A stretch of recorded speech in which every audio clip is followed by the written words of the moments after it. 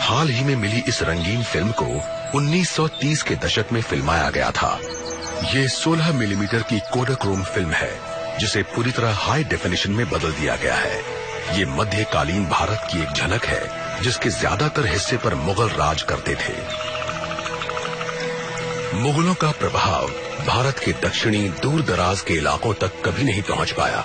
यहाँ तक कि मध्य भारत में भी उन्हें अपना अधिकार जताने के लिए स्थानीय रियासतों के सहयोग पर निर्भर रहना पड़ता था। पर उनकी विरासत आज के भारत में भी जिंदा है, जिसे देश भर में बने स्मारकों और इमारतों के बेमिसाल आर्किटेक्चर में देखा जा सकता है। और इन स्मारकों में सबसे मशहूर शानदार ताजमहल है। सन 1648 में मुगल बादशाह शाहजहां की बेगम के मकबरे के तौर पर बना ताजमहल मोहब्बत की निशानी के अलावा भी काफी कुछ है। दुनिया का ये अजूबा ऐसे भारत का प्रतीक है जो कई सदियों की उतार चढ़ाव के बावजूद टिका रहा है और आज भी पहले की तरह ही शान से खड़ा है। ताजमहल बनवाने वाले शाहजहां के लफ्जों में, इस जहां में ये इमारत ऊपर वाले की अहमियत बताने के लिए बनाई गई है। सन 1862 में आखिरी मुगल बहादुर शाह जफर की मौत के साथ ही मुगल सल्तनत का अंत हो गया। इसके बाद राजनीतिक अस्थिरता के दौर में ढेर सारी छोटी छोटी रियासतों, कबीलों और समुदायों का जन्म हुआ और शासन करने की ताकत में ऐसा खालीपन आया जिसे भरने में कोई कामयाब नहीं हुआ। सन 1903 ये भारत की कुछ सबसे पुरानी फिल्में हैं। इन्हें अमेरिकन इन्वेंटर और सिनेमा के पायनियर थॉमस आर्मैट ने फिल्माया है। इस समय तक भारत के लोगों पर विदेशी राज करते हैं, जिसका केंद्र आधी दुनिया के पार यूरोप के एक टापू पर है। अंग्रेज पहली बार सन 1608 में भारत आए थे। वो यहाँ ब्रिटिश ईस्ट इंडिया कंपनी के तौर पर आए थे। शुरू में वो लोग यहाँ पर केवल व्यापार करने के उद्देश्य से आए थे, पर फिर समय के साथ साथ उनका उद्देश्य बदला, उनकी इच्छाएं बढ़ी और उनकी राजनैतिक आकांक्षाएं सामने आईं। दूसरा दिल्ली दरबार। ये ब्रिटिश लॉर्ड कर्जन की अगुवाई में हो रहे समारोह के दृश्य हैं, जो इससे पहले कभी प्रसारित नहीं हुए। ये ब्रिटिश लोगों द्वारा भारत में सैनिक शक्ति का अब तक का सबसे बड़ा प्रदर्शन है। भारत में संसाधनों की भरमार है। ईस्ट इंडिया कंपनी ने उन संसाधनों पर एकाधिकार करने के साथ साथ अपना सैनिक और प्रशासनिक प्रभाव भी बढ़ा लिया है। इसने स्थानीय लोगों के विद्रोहों को कुचल दिया है, जिनमें सन 1857 का सैनिक विद्रोह भी शामिल है। अब सत्ता ईस्ट इंडिया कंपनी से ब्रिटेन के राजघराने के हाथों में जाने वाली है। सन 1858 की अपनी घोषणा में तत्कालीन ब्रिटिश मोनार्क क्वीन विक्टोरिया ने कहा, हम भारत की स्थानीय रियासतों के राजाओं के लिए ये घोषणा करते हैं कि हम उनके साथ ईस्ट इंडिया कंपनी या उसके नाम पर किए गए सभी समझौतों या अग्रीमेंट्स को स्वीकार करेंगे और हम उन्हें पहले की ही तरह जारी रखेंगे और हम उम्मीद करते हैं कि रियासतों के राजा भी ऐसा ही करेंगे। क्वीन की इस घोषणा का उद्देश्य ये जताना है कि वो सबको साथ लेकर राज करना चाहती है, लेकिन दराज, जो इस कॉलोनियल ताकत का नया नाम है, अब दोबारा कभी भी भारत के लोगों पर भरोसा करने के लिए तैयार नहीं है। ब्रिटिश राज की सामाजिक और आर्थिक नीतियां हर कीमत पर भारत के लोगों को विदेशियों की सत्ता में लाने के लिए बनी थी। उन्हें डर है कि परिवर्तन सामाजिक उथल-पुथल को जन्म दे सकता है, जिससे एक बार फिर सन 1857 जैसे हालात पैदा हो सकते हैं। 20वीं सदी की शुरुआत। ये ब्रिटिश भारत के पश्चिमी हिस्से की बीकानेर रियासत का लालगढ़ पैलेस है। यह औपनिवेशिक भारत की 500 से ज्यादा रियासतों में से एक का नजारा है, जो कहीं और नहीं मिलेगा।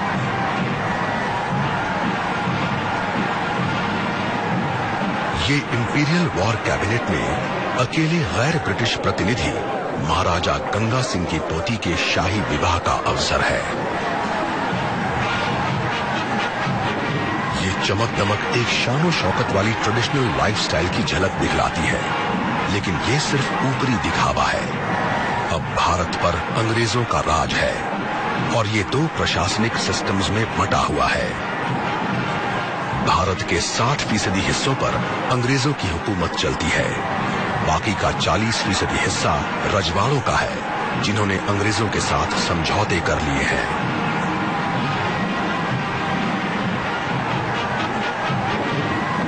क्वीन विक्टोरिया द्वारा ब्रिटिश राज की घोषणा के महज 5 दशक बाद भारत की असली राजनीतिक सत्ता रजवाड़ों के हाथ से निकल गई है। इनके पास बस घटी हुई ताकत की यादें ही बची हैं।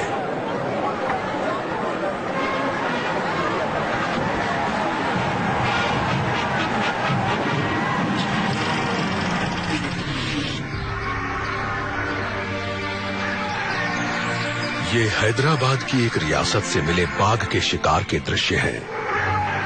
ये मुश्किल से दिखने वाले विजुअल्स ओरिजिनल कला में हैं और इन्हें दक्षिणी भारत में कोंगारा कलान नाम के जंगल में फिल्माया गया है। स्थानीय राजा और अंग्रेज साथ मिलकर शिकार करते हैं। ये हाथियों पर शिकार के लिए निकलते हैं और उनके साथ ट्रेन्ड शिकारियों और हथियारों से लैस सैनिकों की एक फौज होती है। ये लोग घेरा बनाकर शिकार करते हैं। इसमें जोखिम कम होता है और देखने वालों को मजा आता है।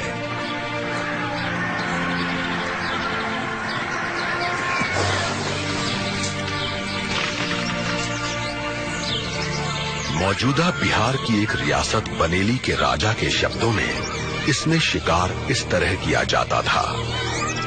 जंगलों में बाघों को लुभाने के लिए भैंस के बछड़े बांध दिए गए। बाघ के छिपे होने की जगह को घेरने के लिए लगभग 50 हाथी भेजे गए।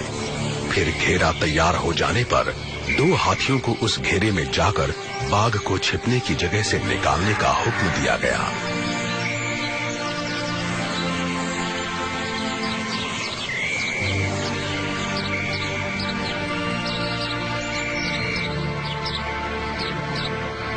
हाथियों के करीब आने पर बाघ बार बार गुस्से में हमला करता था। शुरू में ये बहुत रोमांचक था, लेकिन फिर बाघ थक कर लेट गया। रोज इस तरह के 2 या 3 घेरों के साथ मैंने सैकड़ों बाघों का शिकार देखा है। 20वीं सदी में बाघ का शिकार ब्रिटिश राज का प्रतीक बना रहा। ब्रिटिश राज ने महाराजाओं को ऐसे समझौते करने के लिए मजबूर कर दिया है जिससे उनके ज्यादातर अधिकार खत्म हो गए। ज्यादातर रजवाड़ों को अपने दरबार में तैनात ब्रिटिश रेजिडेंट के दखल को झेलना पड़ता है। दर्राज ने भारतीय राजाओं की राजनीतिक, आर्थिक और सैनिक ताकत खत्म कर दी। और देखने में ऐसा लग सकता है कि बाघों की तरह रियासतों के राजा भी बहुत ताकतवर हैं, लेकिन 20वीं सदी की शुरुआत तक इनकी स्थिति बहुत कमजोर हो चुकी है।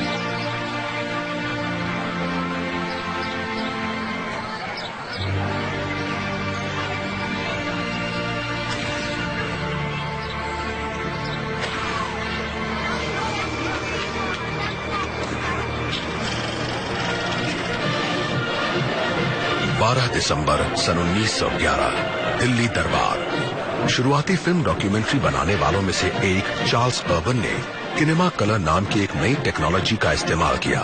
उन्होंने 2.5 घंटे की फिल्म बनाई जिसका नाम था with our king and queen through India. इस फिल्म में तीसरे दिल्ली दरबार के नजारे हैं, जो ब्रिटिश सम्राट जॉर्ज V के राज्याभिषेक के समय होने वाला एक सैनिक समारोह है। इस समारोह में सबसे अहम मौजूदगी सम्राट और उनकी पत्नी मैरी की है और इन्हें भारत का एम्परर और एम्प्रेस घोषित किया गया।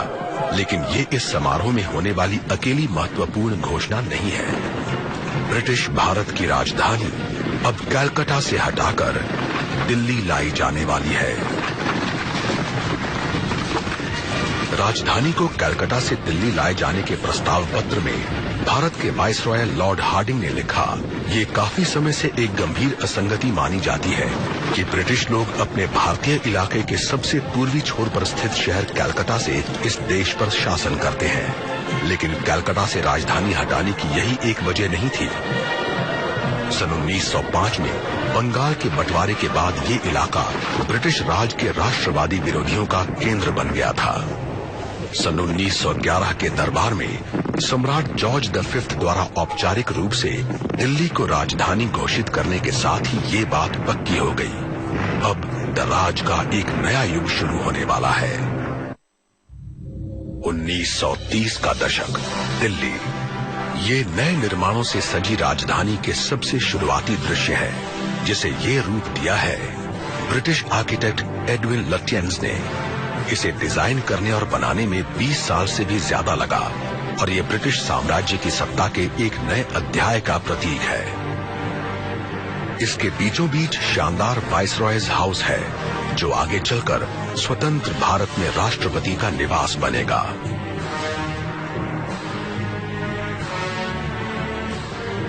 हिस्टोरियन मालविका सिंह और रुद्रांशु मुखर्जी ने अपनी किताब new Delhi making of a capital में बताया है कि लुटियंस ने कितनी बारीकी से काम किया था। उन्होंने इंडियन ट्रेडिशंस का बखूबी अध्ययन किया, खासियतों और प्रतीकों की खोज की, स्थानीय निर्माण सामग्री की डायरेक्टरी तैयार की, धार्मिक और सेक्युलर दोनों तरह की कला और कारीगरी की खासियतों को जमा किया और इन सबको आपस में मिलाकर एक हाइब्रिड स्टाइल बनाने की कोशिश की।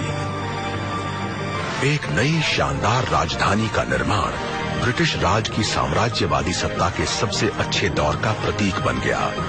भारत अब धीरे धीरे लेकिन लगातार बदलने लगा है। 1930 का दशक, ब्रिटिश भारत के पूर्वी हिस्से की बंगाल रियासत। ये दार्जिलिंग की टॉय ट्रेन है, जिसे अंग्रेजों ने भारत पर अपनी हुकूमत के सबसे अच्छे दौर में सन 1879 में बनवाया था।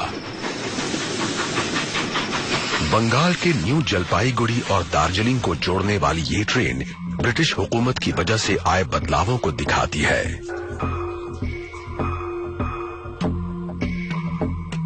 1930 के दशक तक बंगाल के ठंडे पहाड़ी इलाकों में बसे दार्जिलिंग जैसे छोटे छोटे शहर गर्मी से बचने के लिए अंग्रेजों के लिए जन्नत बन गए थे। अब अंग्रेजों के लिए भारत ही इनका घर है और ये इसे आधुनिक बनाकर इसका विकास करना चाहते हैं। ब्रिटिश राज अपने साथ western education, modern medicine, agricultural और इंडस्ट्रियल टेक्नोलॉजीज भी लेकर आया। दार्जिलिंग जैसी जगहों पर अंग्रेजों ने अमिट छाप छोड़ी। ब्रिटिश राज द्वारा स्थापित चाय बागानों ने आगे चलकर भारत को दुनिया के सबसे बड़े टी प्रोड्यूसर्स में से एक बनाने की बुनियाद रखी। इसके बावजूद ये सवाल उठता है कि क्या आधुनिक सुधारों ने सचमुच भारतीयों की जिंदगी को बेहतर बनाया है? इस समय तक भारत के लोग ब्रिटिश सत्ता के अधीन रहते हैं। ब्रिटिश राज में सरकार में उनकी भागीदारी न के बराबर है और ये आर्थिक और सामाजिक रूप से बहुत पिछड़ी हुई हालत में है।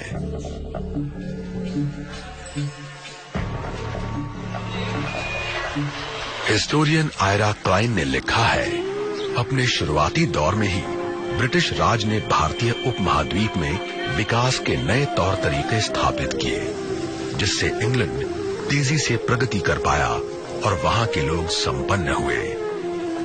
पर क्लाइन का एक सवाल है, फिर वेस्टर्न प्रोग्राम्स की कामयाबी ज्यादा बड़े पैमाने पर नजर क्यों नहीं आई और इकोनॉमिक डेवलपमेंट की पॉलिसीज ने 20वीं सदी के मध्य तक भारत के ज्यादातर लोगों को गरीबी रेखा के नीचे कैसे पहुंचा दिया, जहां लोग मुश्किल से अपना पेट भर पाते हैं। 20वीं सदी के आगे बढ़ने के साथ ही अब तमाम भारतीय लोग गरीब से लेकर अमीर तक ये सवाल पूछने लगे हैं। अपनी दोस्त को लिखे एक पत्र में मैसूर रियासत के दीवान या प्रधानमंत्री सर मिर्जा इस्माइल ने लिखा, मैं बढ़िया शिक्षा और हायर पोस्ट के साथ खुशकिस्मत लोगों में से एक हूँ, लेकिन कई बार मुझे बहुत निराशा होती है। मेरे स्टेटस और मेरी कामयाबियों के बावजूद लगभग सभी ब्रिटिश लोग मुझे अब भी अपने से नीचा समझते हैं। वो ये नहीं समझ पाते कि वो जिस भारत की बात करते हैं वो ब्रिटिश लोगों की बनाई हुई चीज है और उनके जाने के बाद वो ज्यादा समय तक नहीं चलेगी। भारत में लोगों का विचार फिर से बदलने लगा है और इस बार वो अपने शासन पर विचार कर रहे हैं। इसने गांधी जी जैसे जाने माने नेताओं के लिए पूरे देश में स्वतंत्रता आंदोलन की शुरुआत करने के लिए जमीन तैयार कर दी और एक बार शुरू होने पर इस आंदोलन को रोकना मुश्किल साबित होगा।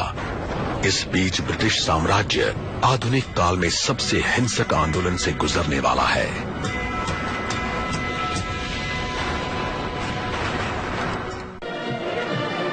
20वीं सदी का शुरुआती दौर। ब्रिटिश हुकूमत एक बड़ी साम्राज्यवादी शक्ति है और भारत इस साम्राज्य के सबसे अहम नगीनों में से एक है। लेकिन यहाँ अब अशांति है और ये 3 दशकों से पनप रही है। 19वीं सदी के आखिरी वर्षों में यहाँ की अशांति ने राष्ट्रीय चेतना को जन्म दिया और आखिरकार इससे इंडियन नेशनल कांग्रेस यानी भारतीय राष्ट्रीय कांग्रेस के गठन की बुनियाद पड़ी। इस संगठन का विचार सबसे पहले एक अंग्रेज नागरिक एलन ऑक्टेवियन ह्यूम ने रखा था, लेकिन कांग्रेस भारतीय नेतृत्व वाला एक राजनीतिक संगठन है जो ब्रिटिश राज में भारतीयों की समस्याओं का समाधान चाहता है। सन 1914 में ये भारत में ब्रिटिश राज के सबसे जबरदस्त राजनीतिक विरोधी के रूप में पनपा, लेकिन अब जंग की दस्तक सुनाई दे रही है।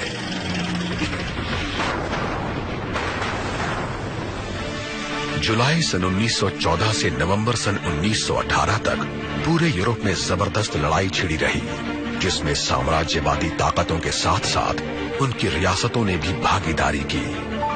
ब्रिटेन, फ्रांस और रूस ने एक गठबंधन बनाया, जिसमें बाद में अमेरिका, जापान और अन्य देश भी शामिल हो गए। इन्होंने साथ मिलकर जर्मनी और ऑस्ट्रिया हंगरी का सामना किया। ब्रिटिश भारत ने भारतीय सेना को जंग में उतारा। दुनिया में किसी उपनिवेश की सबसे बड़ी वॉलंटियर आर्मी में यहाँ के 12,70,000 सैनिक शामिल हुए।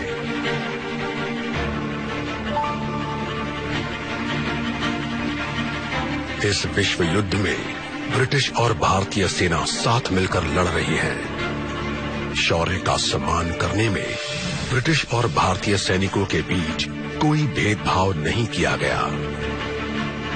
15 भारतीयों को विक्टोरिया क्रॉस दिया गया। सिर्फ ब्रिटिश लोगों को दिया जाने वाला ये सम्मान प्राप्त करने वाले ये पहले भारतीय थे।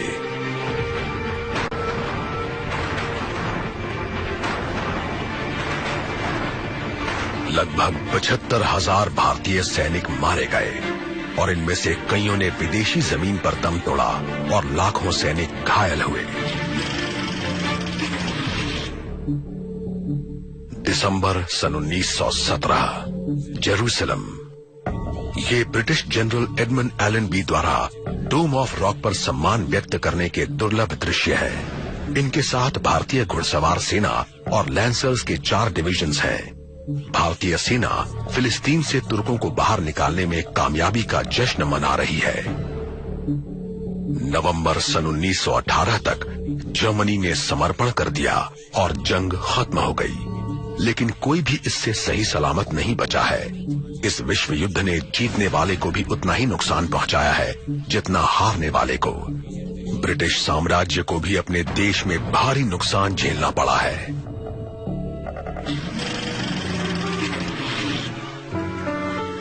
सन 1925 ग्रेट ब्रिटेन। इन अनोखी फिल्म आर्काइव्स में बायो कलर नाम की एक खास टेक्नोलॉजी का इस्तेमाल हुआ है। क्लॉड फ्रीस ग्रीन ने जंग के बाद ब्रिटेन की स्थिति को दिखाने के लिए बायो कलर का इस्तेमाल किया। लंबी और बेरहम लड़ाई में सैनिक रूप से कामयाब रहने के बावजूद ब्रिटेन अब आर्थिक मुश्किलों का सामना कर रहा है। ब्रिटेन को सुपर पावर बनाने वाली औद्योगिक क्रांति अब धीमी पड़ रही है।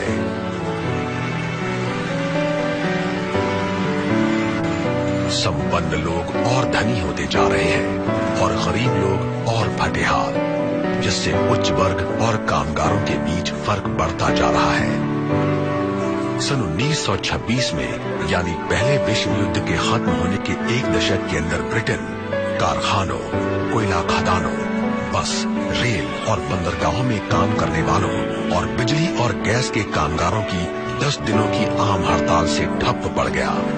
प्रशासन ने इस आम हड़ताल को तो खत्म करवा दिया, लेकिन ये ब्रिटिश साम्राज्य के लिए आगे आने वाले मुश्किल हालात का पहला संकेत है।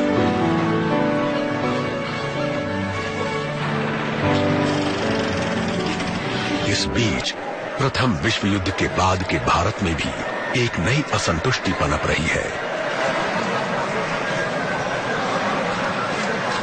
जंग शुरू होने पर भारत के रजवाड़ों के साथ साथ ज्यादातर जनता ने लड़ाई में ब्रिटेन का साथ दिया था। भारतीय सैनिक अपनी मर्जी से अंग्रेजों के लिए लड़े थे और रियासतों ने युद्ध के लिए अपने खजाने खोल दिए थे। ब्रिटिश अखबार द टाइम्स के मुताबिक भारत ने जिस उत्साह से युद्ध में मदद की है, उसकी एकता और समर्पण ने ब्रिटेन को खुश कर दिया है। भारत में अंग्रेजों का विरोध करने वाले लोगों ने भी इस उम्मीद में युद्ध के समय अपना रुख नर्म कर लिया कि शायद लड़ाई में मदद के बदले अंग्रेज उन्हें आजाद कर दें। विश्व युद्ध खत्म होने के महज 1 साल बाद ऐसा लगने लगा कि ये जल्दी ही होने वाला है। सन 1919 में अंग्रेजों ने गवर्नमेंट ऑफ इंडिया एक्ट पारित किया। इस कानून से सरकार में भारतीयों की भागीदारी बढ़ गई। इससे पार्लियामेंट में 2 हाउसेज की शुरुआत हुई और स्टेट गवर्नमेंट में कई अहम पद भारतीयों को दे दिए गए। लेकिन ये सिर्फ एक दिखावा है। सेंट्रल गवर्नमेंट अब भी अंग्रेजों के नियंत्रण में है। रियासतों में भी टैक्स और लॉ एंड ऑर्डर जैसे अहम पदों पर अंग्रेज ही हैं। और फिर वक्त ने करवट ली। इस बार भारत का विचार एक अहिंसक आंदोलन से पैदा हुआ, जो भारत के लोगों को आजादी की राह पर ले जाने वाला है।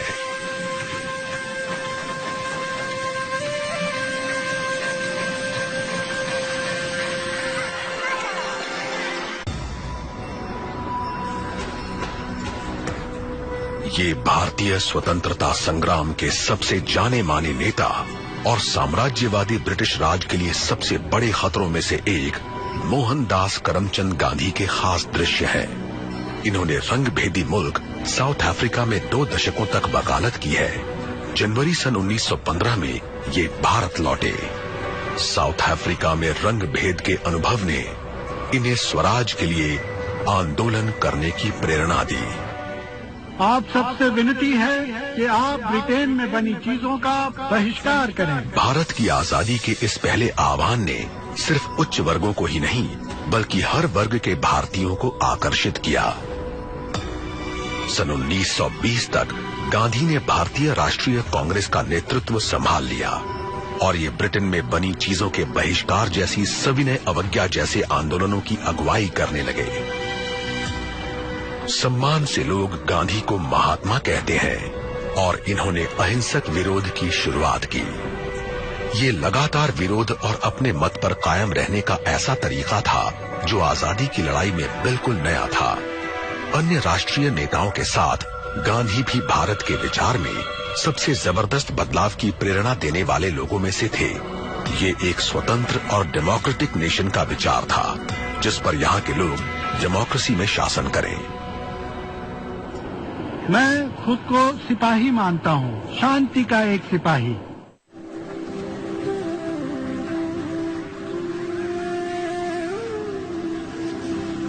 भारत की पवित्र नदी गंगा, जो हमारी पहचान है, ये एक राष्ट्रीय पहचान है जो आधुनिक 20वीं सदी में काफी सशक्त हो रही है। लगभग 2 सदी की गुलामी के बाद कुछ स्वतंत्रता सेनानी राजनीतिक बातचीत जैसे अहिंसक तरीके अपनाना चाहते हैं, लेकिन भगत सिंह और चंद्रशेखर आजाद जैसे कुछ लोगों ने अंग्रेजों से लड़ने के लिए हथियार उठा लिए।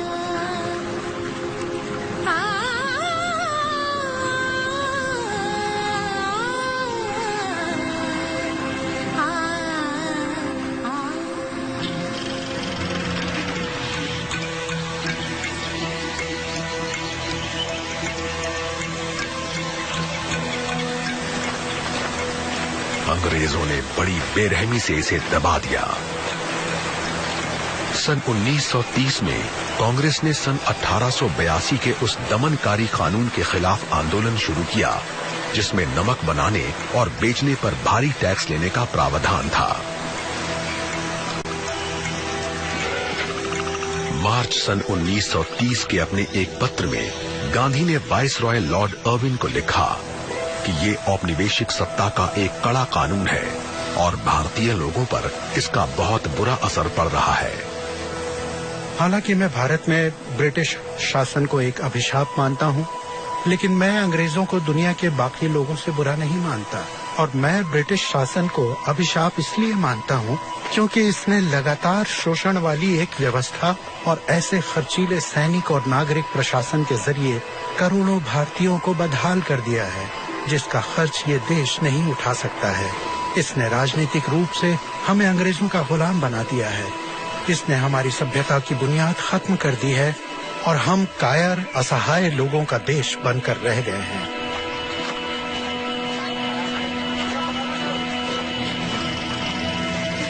मार्च सन 1930 ब्रिटिश भारत का गुजरात प्रांत नमक पर ब्रिटिश टैक्स का विरोध करने के लिए गांधी साबरमती में अपने आश्रम से दांडी में अरब सागर के तट तक पैदल यात्रा करने वाले हैं। वहां वो ब्रिटिश कानून का उल्लंघन करके भारतीयों द्वारा खुद अपना नमक बनाने के एक आंदोलन की अगुवाई करेंगे। लॉर्ड अर्विन को लिखे गए अपने पत्र के अंत में उन्होंने बातचीत का प्रस्ताव रखा।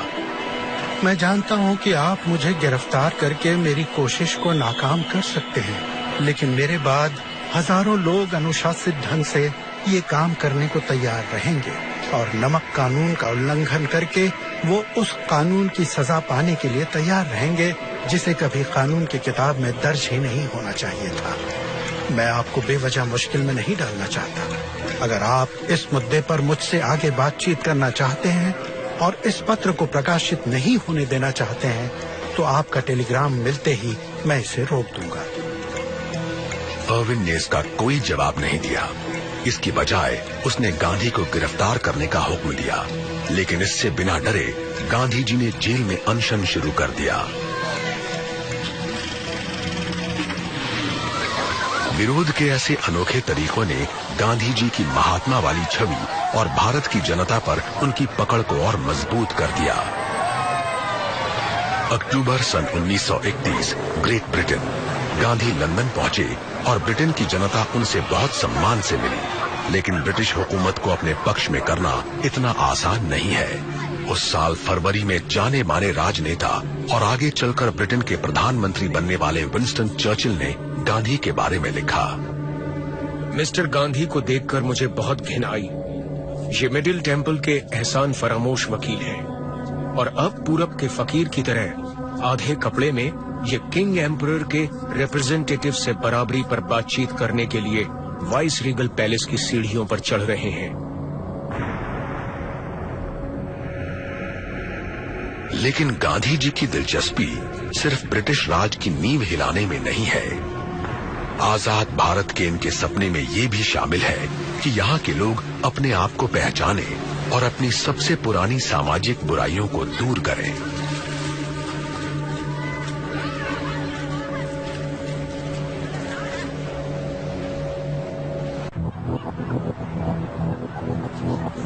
पहले विश्व युद्ध के बाद के दौर में भारत में ब्रिटिश राज, गांधी जैसे नेताओं की अगुवाई में यहाँ के लोगों में देशभक्ति की लहर दौड़ रही है।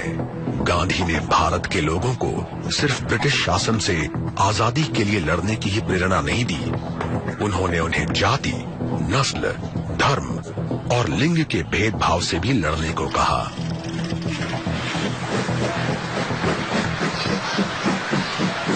सन 1932 ब्रिटिश भारत में दिल्ली से महज 160 किलोमीटर पूर्व में स्थित मुरादाबाद, ये यहाँ के उस दलित समुदाय के लोगों के कुछ दुर्लभ नजारे हैं जो हिंदू समाज में सबसे नीचे माने जाते हैं। ब्रिटिश भारत में दलित बहुत फटे हाली में रहते हैं। इनकी बस्तियां सबसे अलग थलग होती हैं और इन्हें ऐसे काम दिए जाते हैं जो हिंदू धर्म ग्रंथों के अनुसार अशुद्ध है। हिंदू समाज को नहीं मानने वाले पश्चिमी शासकों के होने के बावजूद ब्रिटिश राज के दौरान भी भारतीय समाज में छुआछूत जैसी बुराइयां मौजूद हैं। गांधी जी का मानना है कि अगर भारत को आगे बढ़ना है तो छुआछूत जैसी बुराइयों को खत्म होना चाहिए। इन्होंने दलित समुदाय को एक नया नाम दिया, हरिजन, यानी ईश्वर के लोग। इसके साथ ही इन्होंने दलित समुदाय के लोगों के साथ खाने, मिलने जुलने और प्रार्थना करने जैसे सार्वजनिक रूप से दिखाई देने वाले कामों की मदद से लोगों को समझाने की कोशिश की।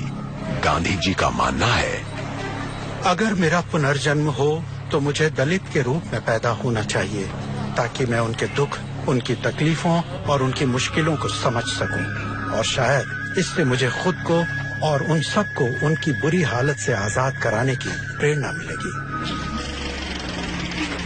ये उत्तर भारत में इलाहाबाद के नजारे हैं। 3 पवित्र नदियों गंगा, यमुना और पौराणिक सरस्वती के संगम पर बसा ये शहर हमेशा से आजादी की लड़ाई का केंद्र रहा है। इस शहर ने स्वतंत्रता आंदोलन के शुरुआती दिन देखे हैं, जब मोतीलाल नेहरू जैसे नरमपंथी नेताओं ने अपनी भारतीय पहचान कायम करनी शुरू की थी। ये मोतीलाल नेहरू के पुत्र जवाहरलाल नेहरू का जन्म स्थान भी है, जो आगे चलकर आजाद भारत के पहले प्रधानमंत्री बनेंगे। जवाहरलाल नेहरू राष्ट्रीय चेतना की एक लहर की अगुवाई करते हैं। गांधी जी की तरह इन्होंने भी पश्चिम में वकालत की पढ़ाई की है।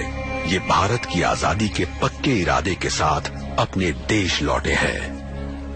गांधी जी की तरह ये भी बुद्धिजीवी होने के साथ साथ लोकप्रिय जन नेता भी हैं, और इन्होंने भी भारतीय जनता के बीच अपनी मजबूत जगह बना ली है। अपनी मशहूर ऐतिहासिक किताब डिस्कवरी ऑफ इंडिया में इन्होंने अपने देश के बारे में लिखा, बार बार विदेशी हुकूमत में रहने के बावजूद कोई इसके जोश को खत्म नहीं कर पाया, और आज भले ही ये एक विजेता के हाथों का खिलौना बना हुआ लग रहा हो, लेकिन अब भी इसने हार नहीं मानी है और इसका उत्साह कायम है। ये एक मिथ, विचार और सपना है, लेकिन साथ ही ये बहुत वास्तविक और जीवंत भी है। नेहरू और उनके पॉलिटिकल मेंटोर गांधी ने आजाद और सेक्युलर इंडिया का विचार सामने रखा, जिसमें हर नागरिक को बेसिक ह्यूमन राइट्स की गारंटी होगी। डिस्कवरी ऑफ इंडिया में नेहरू ने लिखा, इंसानियत का सबसे अच्छा और सबसे बढ़िया तोहफा किसी एक नस्ल या देश का एक अधिकार कभी नहीं हो सकता है। इसे सीमाओं में नहीं बांधा जा सकता, और न ही इसे किसी कंजूस का जमीन में गड़ा खजाना माना जा सकता है। गांधी और नेहरू जैसे नेताओं ने ऐसे भारत का सपना देखा जहां सभी भारतीय बिना किसी सांस्कृतिक और धार्मिक भेदभाव के मिलजुल कर रहें, लेकिन सबकी राय ऐसी नहीं है। दिसंबर सन 1930 में ऑल इंडिया मुस्लिम लीग के प्रेसिडेंट मोहम्मद इकबाल ने एक बिल्कुल नया विचार पेश किया। भारत विभिन्न नस्ल के लोगों का देश है, जो अलग अलग भाषाएं बोलते हैं और जिनके धर्म भी अलग अलग हैं। उनका व्यवहार किसी एक नस्ल चेतना से तय नहीं होता। भारत के सांप्रदायिक समूहों की वास्तविकता को स्वीकारे बिना यहाँ यूरोपीय लोकतंत्र के सिद्धांत को लागू नहीं किया जा सकता। इसलिए मुस्लिम लोगों द्वारा भारत के अंदर एक मुस्लिम भारत के निर्माण की मांग बिल्कुल जायज है। उन्होंने आगे कहा, मैं पंजाब, उत्तर पश्चिम सीमांत प्रांत, सिंध और बलूचिस्तान को एक रियासत के रूप में देखना चाहूंगा। ये ब्रिटिश साम्राज्य के अंदर हो या उसके बाहर, लेकिन मुझे लगता है कि north West Indian Muslim state का गठन ही मुसलमानों का भविष्य होगा, कम से कम उत्तर पश्चिम भारत के मुसलमानों का।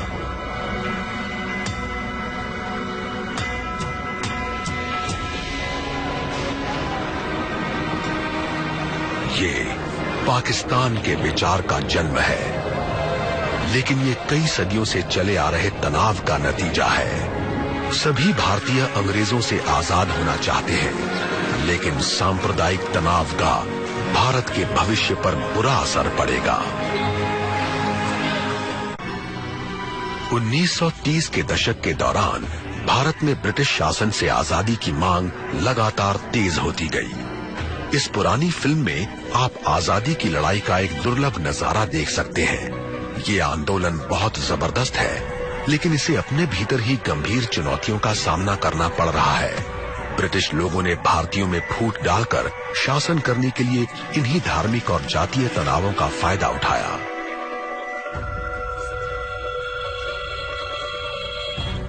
सितंबर 1932 गांधी जी ने ऊंची और नीची जातियों के लिए अलग अलग राजनीतिक प्रतिनिधित्व बनाने की ब्रिटिश नीति के विरोध में अनशन शुरू कर दिया।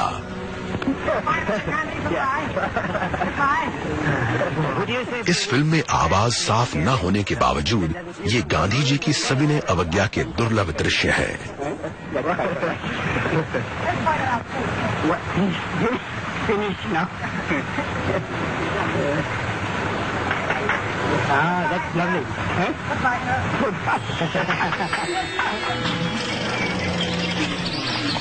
सन 1938 ब्रिटिश भारत के उत्तरी हिल स्टेशन। ब्रिटिश राज के अफसर यहाँ छुट्टी मना रहे हैं। ये साहिब वाले अपने रुतबे से अच्छी तरह वाकिफ हैं। उर्दू लफ्ज साहिब का अर्थ है सर या मिस्टर, लेकिन ब्रिटिश राज में ये स्वामी या मालिक के ऊंचे रुतबे का प्रतीक है और इसका इस्तेमाल भारतीय लोग अंग्रेजों के लिए करते हैं। साहिब लोग ऐशो आराम और खास सहूलियतों वाली जिंदगी जीते हैं। इनमें से कुछ लोग बहुत अनमने ढंग से भारत आए हैं, जबकि कुछ लोग ब्रिटेन से भी ज्यादा भारत को अपना घर मानते हैं। 20वीं सदी के शुरू के 25 सालों के अंत में दुनिया एक बार फिर बदलने लगी है। इस बार ब्रिटिश राज पर इसका प्रभाव निर्णायक होगा।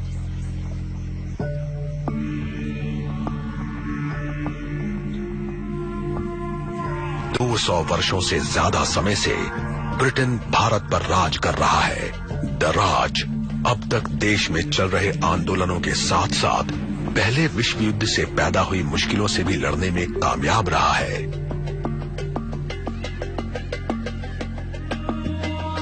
पहले विश्व युद्ध के महज 20 साल बाद एक बार फिर जंग के बादल घिरने लगे।